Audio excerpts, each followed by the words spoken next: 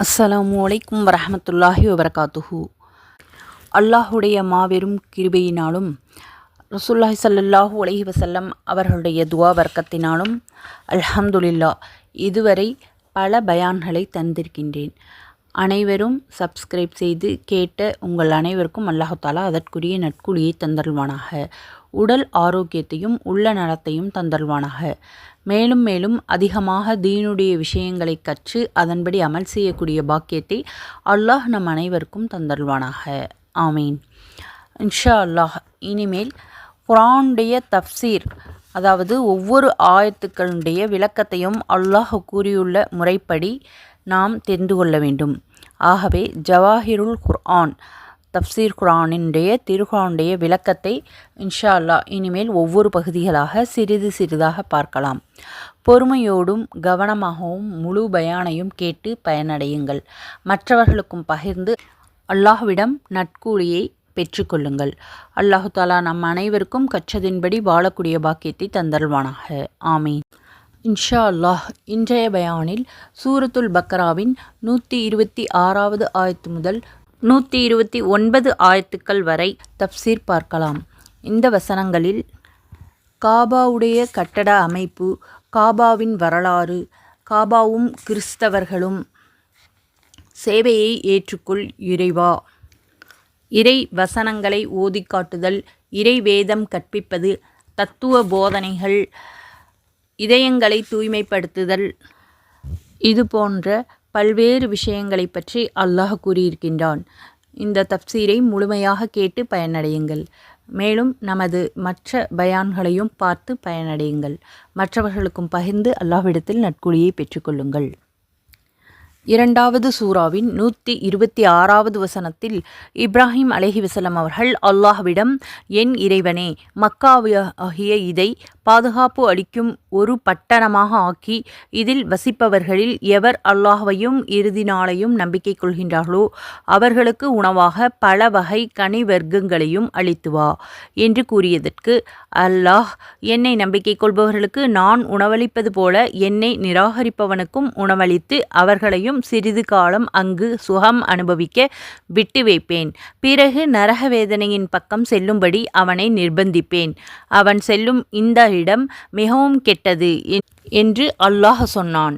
நபி இப்ராஹிம் அலைஹிவஸல்லம் அவர்கள் தம்முடைய துணைவியார் ஹாஜரா அலைஹிஸ்ஸலாம் அவர்களையும் மகன் இஸ்மாயில் நபி அவர்களையும் மனித சஞ்சாரமற்ற மக்கா பாலைவனத்தில் குடியமர்த்திவிட்டு செய்த பிரார்த்தனையையும் அதற்கு அல்லாஹு தாலா அளித்த பதிலையும் இந்த வசனம் அழகுபட விவரித்து கூறுகிறது.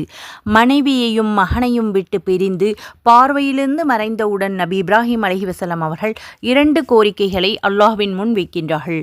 யா அல்லாஹ், இந்த பாலைவனத்தை பாதுகாப்புமிக்க நகரமாக ஆக்கி வைப்பாயாக. மேலும் இதில் வசிக்கப் போகிறவர்கள் இறை நம்பிக்கையாளர்களுக்கு பல வகைகளை அளித்தருளாயாக. ஆமீன்.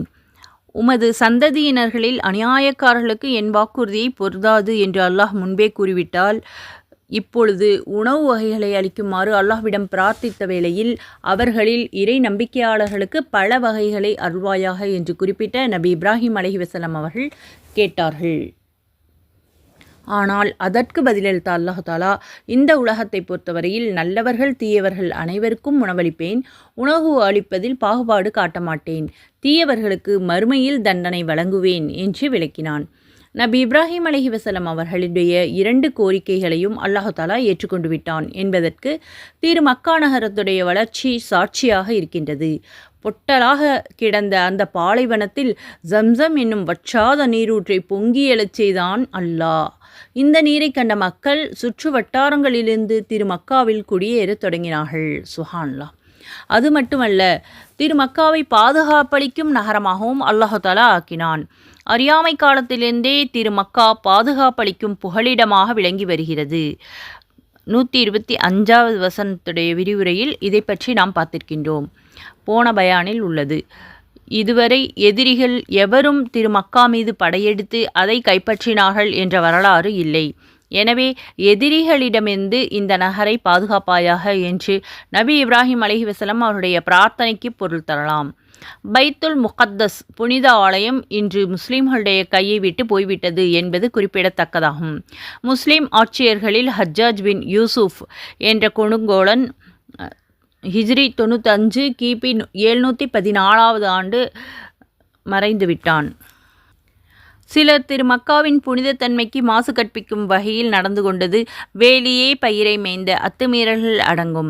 இதனை கணக்கில் எடுத்துக்கொள்ள வேண்டியதில்லை. அதேபோல கடைசி காலத்தில் புனித காபாவுக்கு ஏற்படவிருக்கும் விரும்பத்தகாத நிலையையும் கணக்கில் எடுத்துக்கொள்ள முடியாது. ஏனென்றால் அது உலக அழிவிற்கு அடையாளம் ஆகும்.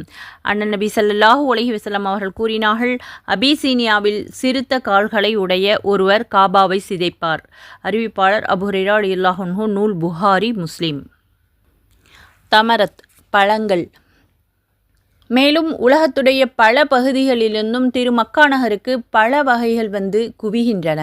செழுமையான பூமியில் கூட கிடைக்காத அளவிற்கு அங்கே எல்லா வகை பழங்களும் கிடைக்கின்றது.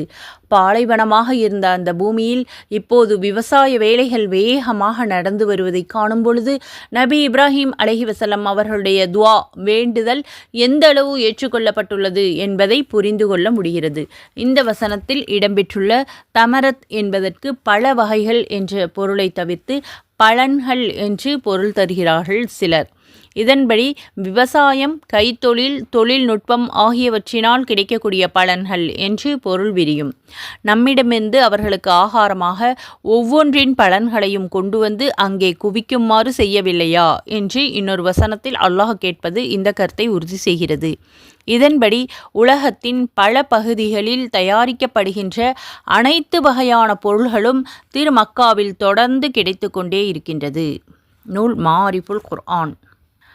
2வது சூராவின் 127வது வசனத்தில் இப்ராஹீமும் இஸ்மாயிலும் அந்த வீட்டின் அஸ்திவாரத்தை உயர்த்திய பொழுது, யா அல்லாஹ், எங்கள் இறைவனே, உனக்காக நாங்கள் இந்த பணியை எங்களிடமிருந்து ஏற்றுக்கொள்வாயாக. நிச்சயமாக நீதான் எங்கள் பிரார்த்தனை நன்கு செவி உறுபவன், நன்கு அறிந்தவன். யா அல்லாஹ், எங்கள் இருவரையும் உனக்கு முற்றிலும் வழிபடும் முஸ்லிம்களாகவும் எங்கள் சந்ததியிலிருந்து ஒரு கூட்டத்தினர்களை உனக்கு வழிபடும் முஸ்லிம்களிலும் வழிபடக்கூடிய முஸ்லிம்களாகவும் ஆக்கி வைப்பாயாக. ஹஜ்ஜுடைய காலத்தில் நாங்கள் புரிய வேண்டிய வணக்கங்களை எங்களுக்கு அறிவிப்பாயாக. நாங்கள் தவறிழைத்து விட்டாலும் எங்களை நீ மன்னிப்பாயாக. ஆமீன். நிச்சயமாக நீதான் மிகவும் மன்னிப்பவன், மிக்க கருணையாளன்.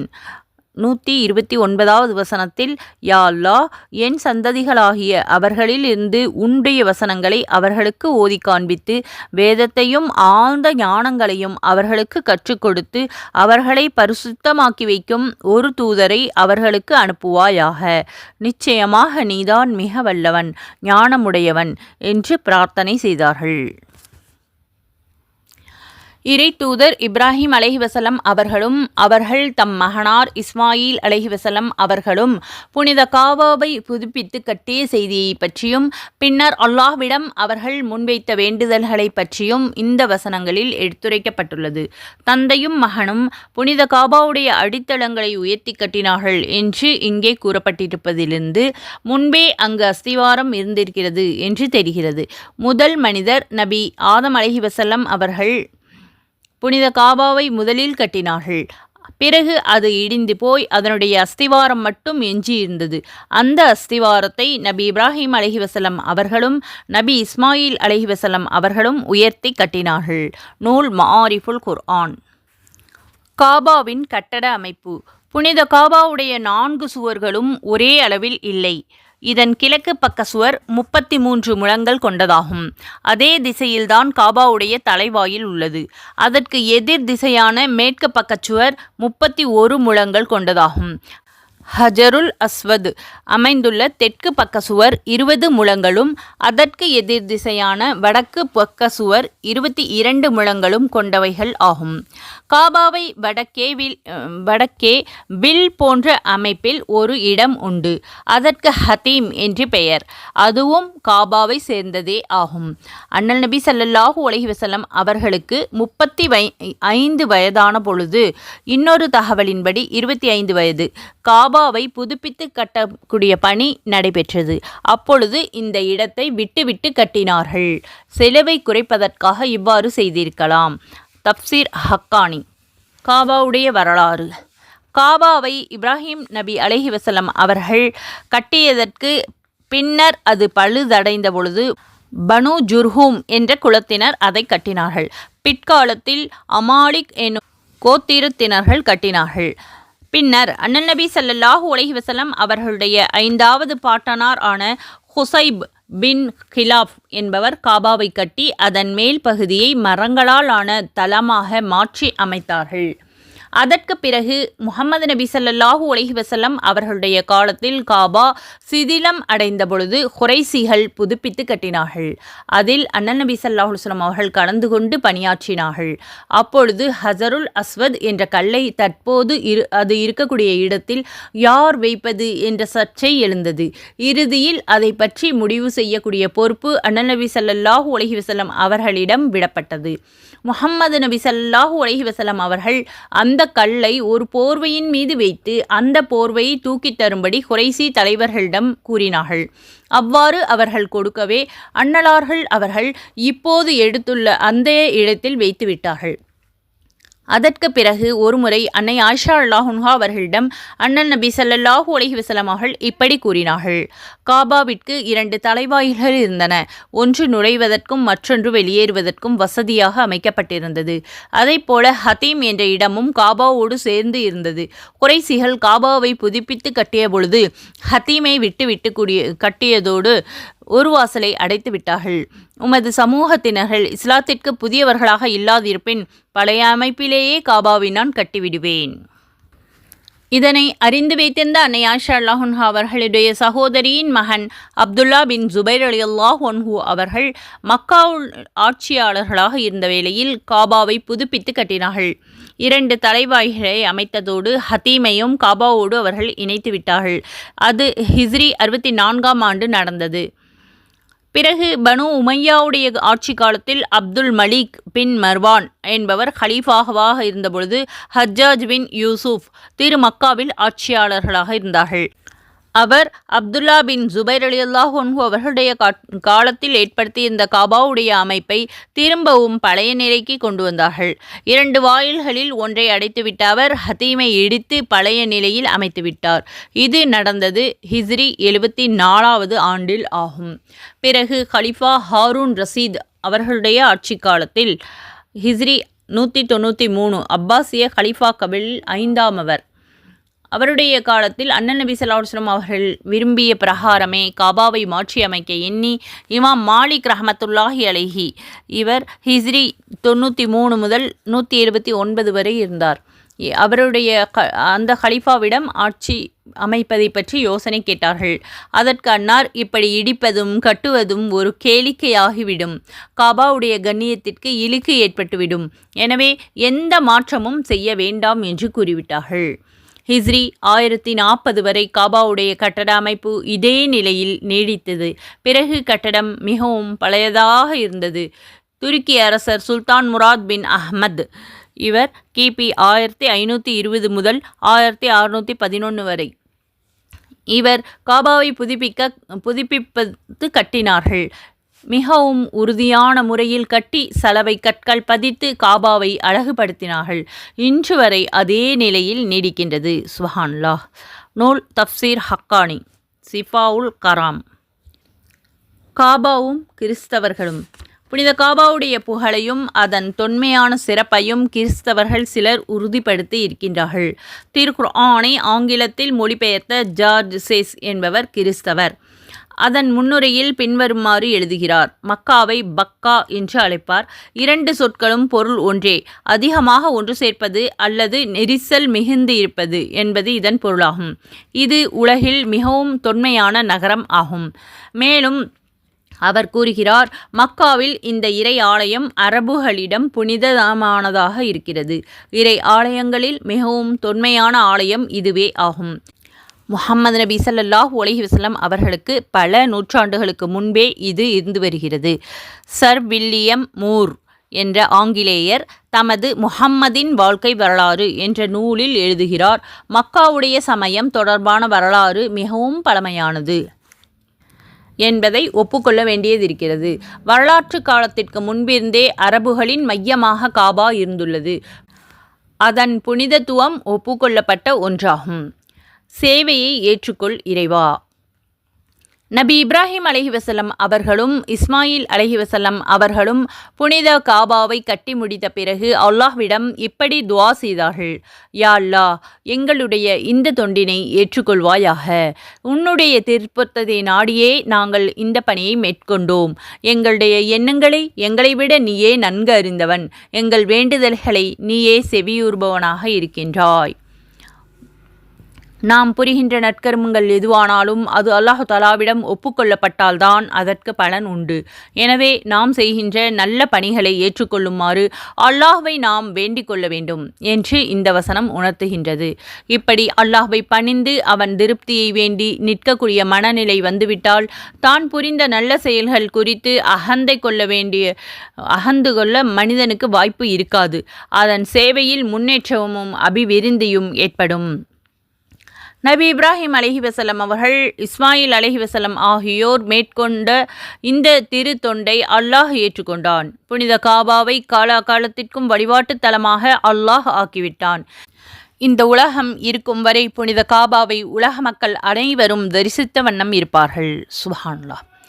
யா அல்லாஹ், இன்னும் எங்கள் இருவரையும் உனக்கு அடிபணிந்தவர்களாகவும் எங்கள் சந்ததியிலிருந்து உனக்கு அடிபணியக்கூடிய ஒரு சமூகத்தையும் ஆக்குவாயாக. ஆமீன். நபி இப்ராஹிம் அலைஹிவஸல்லம் அவர்கள், நபி இஸ்மாயில் அலைஹிவஸல்லம் அவர்கள் ஆகியவர்கள் செய்த இந்த துஆவை இந்த வசனம் சொல்லி காட்டியிருக்கின்றது. யா அல்லாஹ், எங்களை உனக்கு அடிபணிந்து நடக்கக்கூடிய நல்லவர்களாக ஆக்குவாயாக. ஆமீன். உன் ஆணைகளை நிறைவேற்றக்கூடிய பண்பினை எங்களுக்கு தந்தருள்வாயாக. ஆமீன். காலமெல்லாம் உனக்கு பணி செய்து கிடக்கக்கூடிய நல்ல மக்களாக எங்களை ஆக்கியருள் புரிவாயாக. ஆமீன். அத்தோடு எங்களது வழித்தோன்றல்களில் உனக்கு அடிபணிந்து நடக்கக்கூடிய நல்லவர்களை உருவாக்குவாயாக. ஆமீன். இவ்வாறு அந்த இருவரும் அல்லாஹ்விடம் துஆ செய்தார்கள். தம் வழித்தோன்றல்களில் வாழ்க்கை முன்னேற்றத்திற்காக முன்பு பிரார்த்தனை செய்த இதை பற்றி 126வது வசனத்தில் கூறப்பட்டுள்ளது. நபி இப்ராஹிம் அலைஹிவஸல்லம் அவர்கள் இங்கு அவர்களுடைய ஆன்மீக வளர்ச்சிக்காக துஆ செய்கின்றார்கள். இதிலிருந்து பெற்றோர் தங்களது மக்களுடைய ஈருலக நல்வாழ்விற்காக முயற்சிகளை மேற்கொள்வதோடு அல்லாஹ்விடம் துஆ பிரார்த்தனையும் செய்ய வேண்டும் என்று தெரிவித்துக் கொள்கின்றோம். இந்த இரு நபிமார்களும் செய்த துஆவிற்கு பலன் கிடைத்தது. அண்ணல் முஹம்மது நபி ஸல்லல்லாஹு அலைஹி வஸல்லம் அவர்களுக்கு பிறகு அந்த பலன் வெளிப்படையாகவே தெரிகிறது. அதற்கு முன்பும் கூட ஏகத்துவ கொள்கையை ஏற்றுக்கொண்டிருந்த நல்லவர்கள் இருக்கவே செய்தார்கள். ஜெயித் பின் அம்ரு, ஹுசு பின் சாபிதா, பரகா பின் நௌபல் போன்றவர்கள் அல்லாஹ்விற்கு இணை வைப்பதிலிருந்து விலகியே வாழ்ந்து வந்தார்கள். அண்ணல் நபி ஸல்லல்லாஹு அலைஹி வஸல்லம் அவருடைய பாட்டனார் அப்துல் முத்தல்லிப் தமது இறுதி காலத்தில் சிலை வணக்கத்தை கைவிடுமாறு மக்களுக்கு உபதேசம் செய்து வந்தார் என்று கூறப்பட்டுள்ளது. நூல் பஹ்ருல் முஹீத். நபி ஈசா அலைஹிவஸல்லம் அவருடைய சீடர்களில் ஒருவரான பர்னபாஸ் என்பவருடைய விவிலிய நூலில் பின்வருமாறு கூறப்பட்டுள்ளது. அல்லாஹுடைய வாக்குறுதி இஸ்மாயிலோடு இருக்கிறது, இஸ்ஹாக்குடன் இல்லை. ஆனால் பர்னபாஸின் விவிலியத்தை கிறிஸ்தவர்கள் ஏனோ ஏற்றுக்கொள்ளவே இல்லை. இன்னும் எங்களுக்கு எங்களுடைய வழிபாட்டு முறைகளை அறிவித்து தருவாயாக. இங்கே குறிப்பிட்டுள்ள மனாசிக் என்னும் சொல்லுக்கு பொதுவான வழிபாட்டு வழிமுறைகள் என்று பொருள் கொள்ளலாம், அல்லது ஹஜ்ஜு வழிபாட்டு முறை என்று பொருள் கரலாம். அதன்படி அனைத்து வழிபாட்டு முறைகளை பற்றியும் எங்களுக்கு அறிவித்து கொடு என்றோ, ஹஜ்ஜு வழிபாட்டு முறைகளை எங்களுக்கு அறிவித்து தருவாயாக என்றோ பொருள் விரியும். அதாவது இந்த வழிபாடுகளுடைய செய்முறைகள், வரைமுறைகள், நிபந்தனைகள் முதலியவற்றை எங்களுக்கு அறிவிப்பாயாக என்று இதன் கர்த்தாகும். யா அல்லாஹ், எங்கள் பிழைகளை பொறுத்தருள்வாயாக. ஆமீன். இவ்வாறு நபி இப்ராஹிம் அலைஹிவஸல்லம் அவர்களும் நபி இஸ்மாயில் அலைஹிவஸல்லம் அவர்களும் அல்லாஹ்விடம் பாவமன்னிப்பு கேட்டார்கள். இறை தூதர்கள் பாவங்களிலிருந்து பாதுகாப்பு பெற்ற தூயவர்கள் ஆவார்கள். இருப்பினும் அவர்களுடைய உயர் அந்தஸ்தை கவனத்தில் கொண்டால் ஒரு சிறு பிழை கூட பெரியதாகவே கருதப்படும். அதற்காக அவர்கள் அல்லாஹ்விடம் மன்னிப்பு கோருவதும் உண்டு. ஏனென்றால் பெரும் பாவம் செய்தால்தான் மன்னிப்பு கோர வேண்டும் என்பதல்ல, மிகச் சிறிய பிழைப்புக்காகவும் கூட மன்னிப்பு கோரலாம்.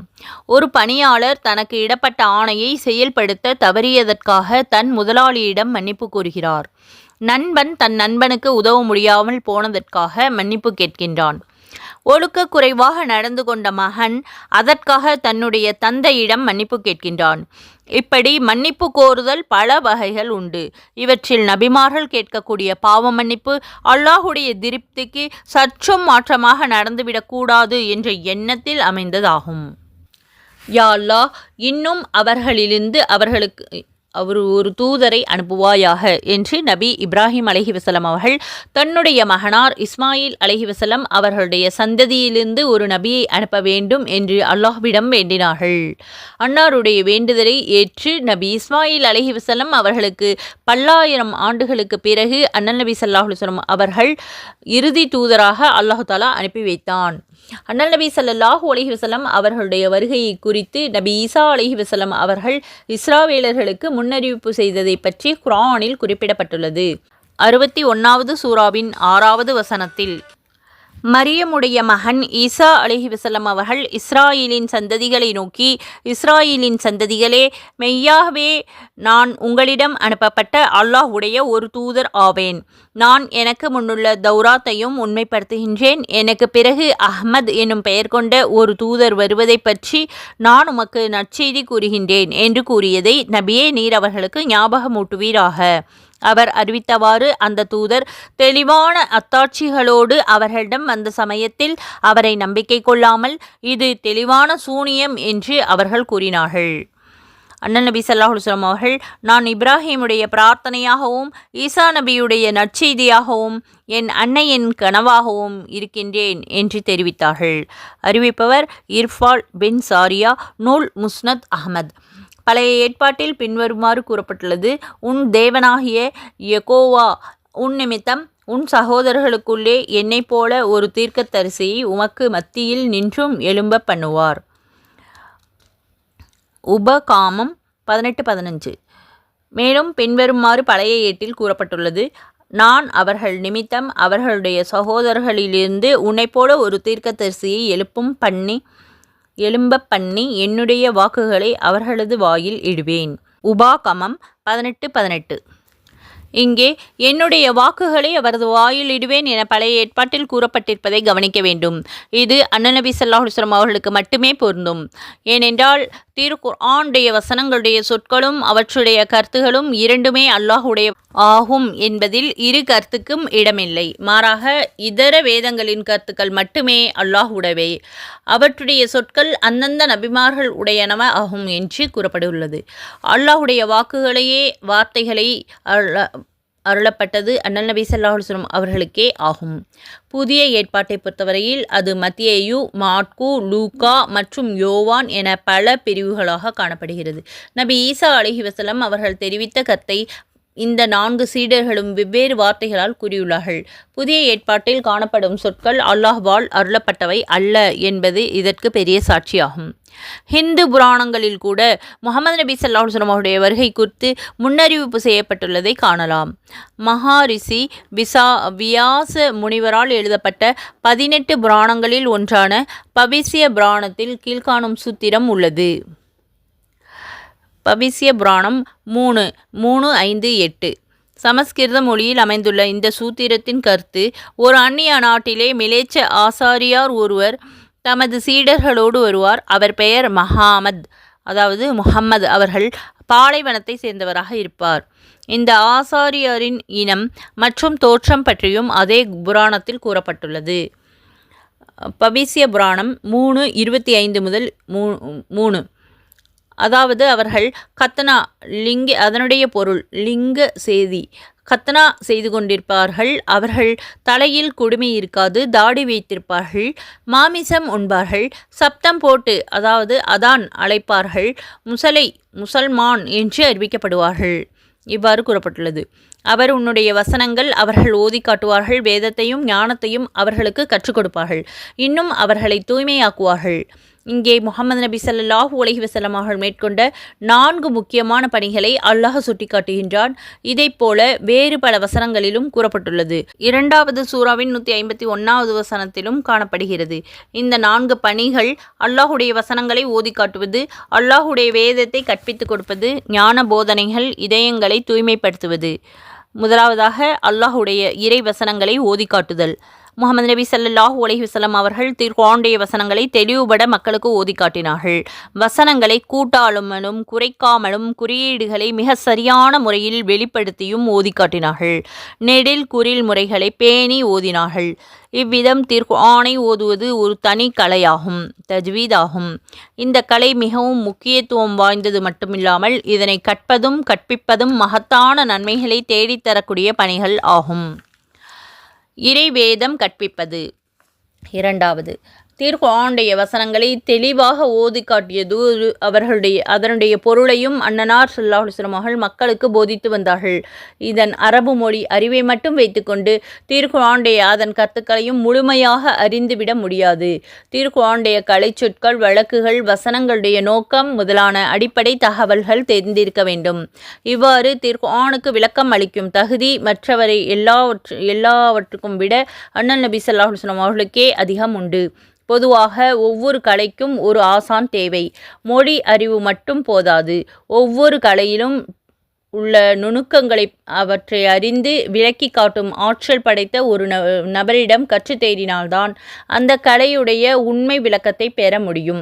ஆங்கில மொழி அறிவு ஒருவரிடம் இருப்பதனாலேயே அவர் ஆங்கிலத்தில் எழுதப்பட்டுள்ள மருத்துவம், பொறியியல் முதலான கல்விகளை அறிந்து விடுவார் என்று கூற முடியாது. மாறாக அதற்கான பயிற்சியாளர்களிடம் அதை நன்றாக பயில வேண்டும்.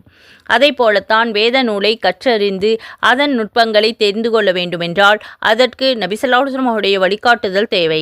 திருக்குர்ஆனுடைய கருத்துக்களை விளக்கி கூறும் பொறுப்பினை அண்ணல் நபி ஸல்லல்லாஹு அலைஹி வஸல்லம் அவர்களே ஏற்றிருக்கின்றார்கள். வசனங்களுடைய நோக்கங்கள் நன்கு அறிந்தவர்கள் என்பதால் இதற்கு அவர்கள் மிகவும் பொருத்தமானவர்கள் என்பது தெளிவு. இவ்வகை சில வசனங்களின் பொருள் விரிவாக்கியும் சில வசனங்களுடைய பொருள் வரையறுத்தும் அன்னலார் விளக்கமளித்துள்ளார்கள். எடுத்துக்காட்டாக, 2 சகோதரிகளை ஏக காலத்தில் மனைவிகளாக ஒன்று சேர்ப்பது விளக்கப்பட்டிருப்பது என்று அல்லாஹ் கூறுகிறான். 4வது சூராவின் 23வது வசனத்தில். குர்ஆனுடைய தர்ஜுமாவை பார்க்கவும்.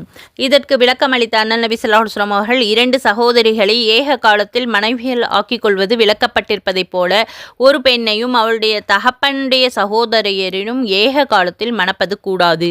மேலும் ஒரு பெண்ணையும் அவளுடைய தாயுடைய சகோதரியையும் ஏக காலத்தில் மணப்பது கூடாது என விவரித்தார்கள். நூல் புகாரி, முஸ்லிம்.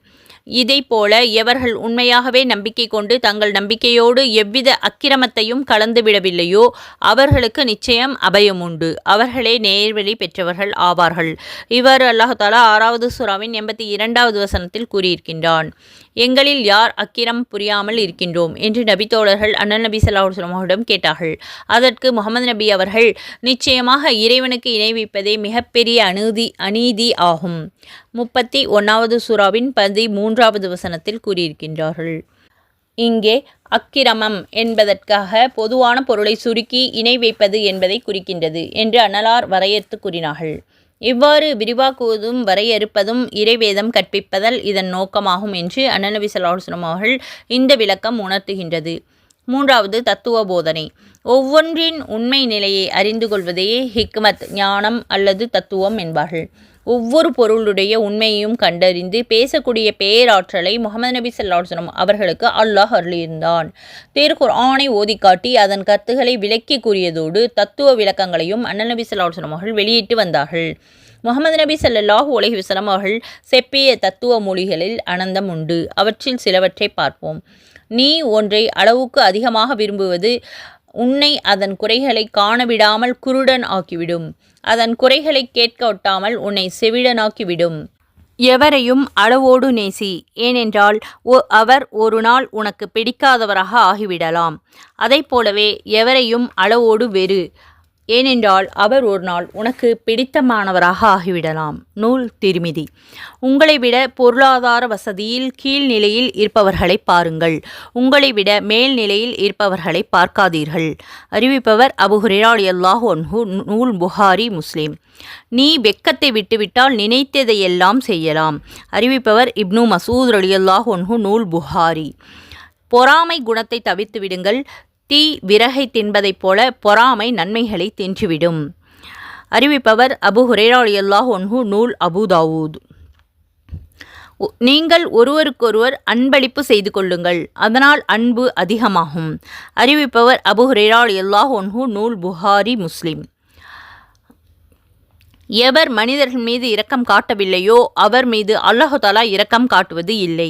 அறிவிப்பவர் ஜரீர், நூல் புகாரி, முஸ்லிம், திர்மிதி. உடல் வலிமை மிக்கவன் வீரனல்ல, கோபத்தை அடக்குபவன்களே உண்மையான வீரனாவான். அறிவிப்பவர் அபூ ஹுரைரா ரலியல்லாஹு அன்ஹு, நூல் புகாரி, முஸ்லிம். பெண்கள் விலா எலும்பினால் படைக்கப்பட்டவர்கள். விலா எலும்புகளில் மிகவும் கோணலானது மேற்பகுதியில் உள்ளதாகும். அதனை நேராக்க முயன்றால் ஒடிந்துவிடும். அப்படியே விட்டுவிட்டால் கோணல் நீடிக்கும். பெண்களுக்கு நல்லதையே நாடுங்கள். அறிவிப்பவர் அபூ ஹுரைரா ரலியல்லாஹு அன்ஹு, நூல் புகாரி, முஸ்லிம். இவை அனைத்தும் முஹம்மது நபி ஸல்லல்லாஹு அலைஹி வஸல்லம் அவர்கள் கூறிய ஹதீஸ்கள். இவற்றை பேணி அதை கற்று அதன்படி வாழக்கூடிய பாக்கியத்தை அல்லாஹ் தஆலா நம் அனைவருக்கும் தந்தருள்வானாக. ஆமீன். 4வதாக, இதயத்தை தூய்மைப்படுத்துவது. மனித இதயங்களில் மண்டி கிடந்த மாசுகளை அகற்றி அவற்றை தூய்மைப்படுத்தும் பணியை அண்ணல் நபி ஸல்லல்லாஹு அலைஹி வஸல்லம் அவர்கள் மேற்கொண்டிருந்தார்கள். இது ஒரு அதி முக்கியமான பணி என்பதில் சந்தேகமில்லை. அல்லாஹுடைய அருள் மீது ஆசையை உருவாக்கிய அதே வேளையில் அல்லாஹுவை பற்றிய அச்சத்தையும் அண்ணல் நபி ஸல்லல்லாஹு அலைஹி வஸல்லம் அவர்கள் புகற்றி வந்தார்கள். இதனால் பதற்றம் தணிந்து அமைதி ஏற்பட்டதோடு தீமைகள் ஒழிய வழியும் பிறந்தது. இதயங்கள் தூய்மையடைந்தன. இதற்கு எடுத்துக்காட்டாக நபித்தோழர் ஹன்லலா ரலியல்லாஹு அன்ஹு அவர்களுடைய இந்த நிகழ்ச்சியை குறிப்பிடலாம். அவர் ஒருமுறை அண்ணல் நபி ஸல்லல்லாஹு அலைஹி வஸல்லம் அவருடைய அவையிலிருந்து வீட்டிற்கு திரும்பினார்கள். பிறகு வீட்டிலிருந்து அண்ணல் நபி ஸல்லல்லாஹு அலைஹி வஸல்லம் அவரிடம் மீண்டும் வந்தார்கள். வழியில் அபூபக்கர் ரலியல்லாஹு அன்ஹு அவர்களை சந்தித்து, எப்படி இருக்கின்றீர்கள் ஹன்லலா என்று கேட்டார்கள். அதற்கு ஹன்லலா நயவஞ்சகனாகி விட்டான் என்று ஹன்லலா சொன்னார்கள். சுப்ஹானல்லாஹ், என்ன கூறுகிறீர்கள் என்று அபூபக்கர் கேட்டார்கள். அதற்கு அண்ணல் நபி ஸல்லல்லாஹு அலைஹி வஸல்லம் அவர்கள், நாம் இருக்கும் பொழுது சொர்க்கம் நரகம் பற்றி கண்ணால் காண்பதைப் போல அண்ணல் நபி ஸல்லல்லாஹு அலைஹி வஸல்லம் அவர்கள் விவரிக்கின்றார்கள். நாம் வீட்டுக்கு சென்று விட்டால் மனைவி மக்களோடு உறவாடுகின்றோம், பலவற்றை மறந்து விடுகின்றோம் என்று ஹன்லலா கூறுகிறார்கள். அபூபக்கரும், சத்தியமாக நாமும் இந்த நிலையை காண்கின்றோம் என்று கூறினார்கள். 2 பேரும் முஹம்மது நபி ஸல்லல்லாஹு அலைஹி வஸல்லம் அவர்களிடம் வந்து விவரத்தை கூறினார்கள். அப்போது முஹம்மது நபி ஸல்லல்லாஹு அலைஹி வஸல்லம் அவர்கள் இப்படி கூறினார்கள்: என்னோடு இருக்கும் பொழுது அடையும் அதே நிலைகளில் நீங்கள் நிலைத்திருந்தால் காலையிலும் சாலையிலும் வீட்டிலும் உங்கள் வானவர்கள் கையிலாக செய்து கொண்டே இருப்பார்கள். இருப்பினும் ஹன்லலாவே, சற்று நேரம், சற்று நேரம், சற்று நேரம் என்று 3 தடவை சொன்னார்கள். அறிவிப்பவர் ஹன்லலா ரலியல்லாஹு அன்ஹு, நூல் முஸ்லிம். அதாவது மறுமையுடைய சிந்தனை சிறிது நேரம், உலகத்தினுடைய சிந்தனை சிறிது நேரம். இந்த விளக்கத்தின் மூலம் தம் தோழருடைய பதற்றத்தை தணியச் செய்து அவருக்கு மனப்பக்குவத்தை முஹம்மது நபி ஸல்லல்லாஹு அலைஹி வஸல்லம் அவர்கள் ஏற்படுத்தினார்கள். அல்ஹம்துலில்லாஹ். இதுவரை 129 வசனங்கள் வரை ஆயத்துக்களுடைய தப்சீரை விளக்கமாக பார்த்தோம். தொடர்ந்து அடுத்த பயானில் பார்க்கலாம்.